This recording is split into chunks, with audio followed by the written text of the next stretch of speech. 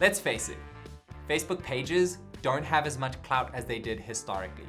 Organic reach is harder to come by, advertising is more important than ever, the amount of competition is overwhelming, and the tactics and methods like posting frequently or asking users to like, comment, or share your content just don't seem to work anymore. So what's a marketer to do? Well, at Facebook's developer conference, Mark Zuckerberg described Facebook groups as the heart of the experience on Facebook, just as much as friends and family are.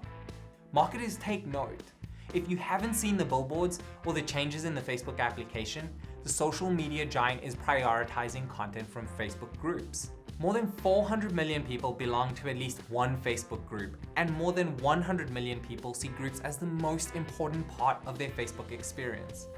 It comes as no surprise then that Facebook has made groups and communities a central focus of the platform. In Facebook's redesigned app, Groups has its own tab, and they now include group notifications alongside all other information. This is an intentional shift by Facebook to make groups a more prominent feature. It also shows that the algorithm favors groups and wants people to use them more. But how can marketers like you leverage this tool? After all, groups are nothing new. Here's the key.